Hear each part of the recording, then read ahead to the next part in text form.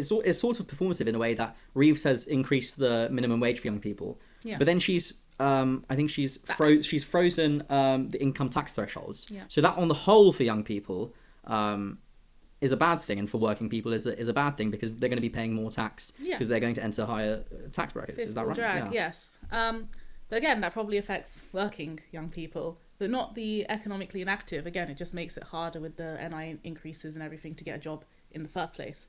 So right now, I don't think many of our like graduating cohort care about how much they're going to be taxed in their lifetime, which is increasing obviously, but they care more about whether they can get economic opportunities in the UK to begin with. And I think that we risk just failing this entire generation. And before someone says, oh yeah, well, definitely you should go into construction and, you know, your degree's worthless, you should have known. No, at the time of taking out student loans at the age of 18, we didn't know. We were promised a brighter future, and it's not the country or like people that are working propping up our debt, it's us propping up our debt, because over the course of our lifetime of repayments, even high earners will pay multiple times what we took out in our student loans, and the rest will be written off. But this is like kind of managed government. The government can change its interest rate at any time. They did so during COVID.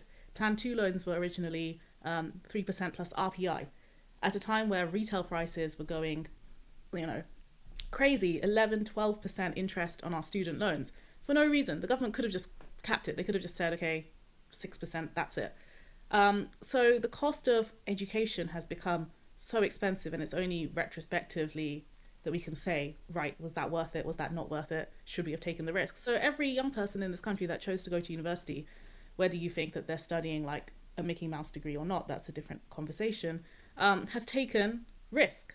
And we are not rewarding that risk. Now we are punishing that risk. And now we're telling the people that took that risk, you should all be like manual labor service workers, do whatever it takes. And frankly, again, by hypocrites that would not do the same themselves. Yeah. I think it is still true that over the long term,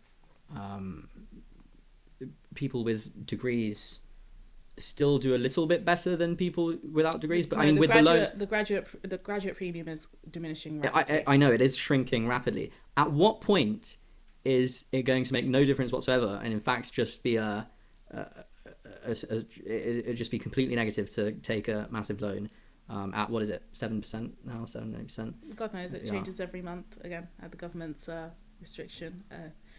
But I would say that's going to happen sooner than we think. Right now, the graduate unemployment rate in the US is exceeding the average unemployment rate for the rest of the like US professions. So we are already starting to see that this population of people are way more hard hit than anyone else. And in the US, their student loan is crazy. It's, you know, $100,000 plus. I think a lot of them do get. A lot of them get assistance. Basically, in the US, everyone gets these sort of scholarships, some kind of assistance, discounts or whatever. It's not like here. Other people who have done, say, longer degrees or postgraduate degrees, a lot of the careers that we take for granted after undergrad in this country are postgrad degrees over there. So they've spent multiple years in education and paid heavily because, again, the assumption is you take a risk, you pay up front for these professions such as like medicine and law, and at the end of it, you are very high paid professionals. So it doesn't matter that you accumulated 6 figures of debt. It should, you know, you should be able to pay it off one day.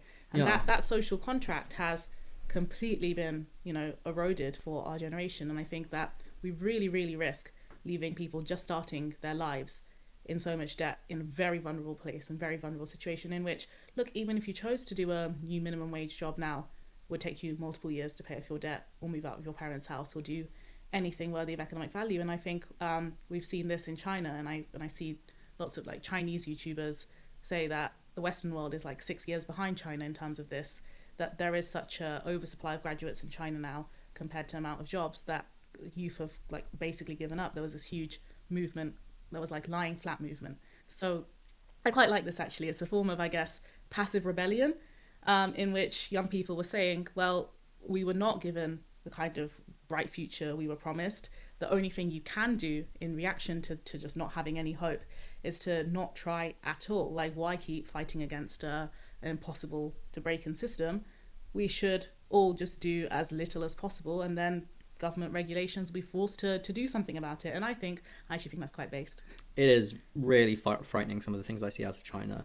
Have you ever seen those exam halls? Where it's these huge exam halls. And it looks like there's thousands of kids in there doing an exam. Yeah. And I think the caption is always something like, this will, the Gaokao.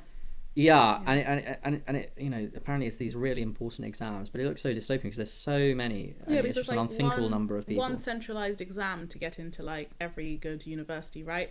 And okay, maybe this is a good point that we are quite privileged actually here in the West, that we don't have such huge amounts of like young people. We do have an aging population, ironically. So the competition here, although it feels fierce, is probably nothing compared to very populous countries like China and India. I know this from personal experience with my cousins still over in India, in that their entire lives, from the moment they are like old enough to read till post-grad, is just exam after exam after like exam. They go straight from school to like 3-4 hours of private tuition. Everything is about exam cycles. Everything is about more study. And it's not learning, right? As hard as this sounds, it's not even knowledge for the sake of knowledge or enrichment or anything. It's just memorizing facts, memorizing procedures, passing exams. And the threshold for passing exams over there as well is like, unless you have got 97%, 98%, 99%, you are a complete failure. You need to get perfect scores or you're not worth anything, because you're competing against millions of other people to get very limited spots. So we have a slightly different kind of competition over here in the UK.